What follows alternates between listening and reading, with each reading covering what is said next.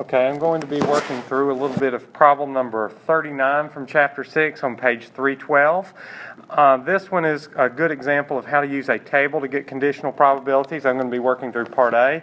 The first thing it wants to know is just the probability of S. In other words, the probability that someone survives. Let me get off of the text there. So the probability of somebody surviving, what I'm going to do is there is no conditional or given information. So I'm going to just look for the total number of people who survive, which is 456.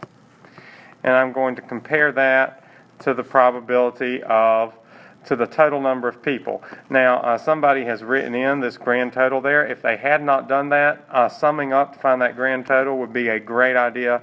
So that would be a 600 there. And then once again, you could either put that in your calculator to reduce it or to get a decimal equivalent for the probability of survival. The second thing it wants me to do is it wants me to find the probability of survival given that they take treatment A. So this given information, this second piece here of this denominator, it's basically going to let me know I need to look at just treatment A. So the only part of the table I'm going to look at is just this first row. So the problem of survival given that they're on treatment A would be 215 out of 300. Then for the next thing it wants me to do, it wants me to find the probability of survival given treatment B. So in this case, I'm going to just look at the B line of the table, which is right here.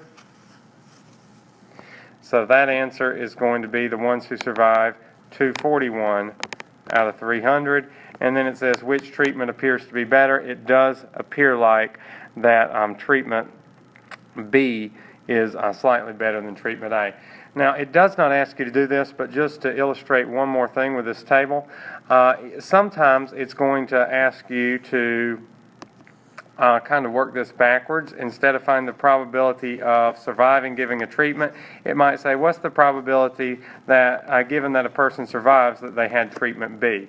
Well, in this case, I'm going to be looking at just the survival column. So it's also possible, instead of focusing on a single row, to focus in on a single column, and that's going to give you, in this case, an answer of 241 out of 456. So please do notice that it does make a difference between these two things, whether that the order as far as which piece of information is given and which piece of information you're looking to in conjunction with that.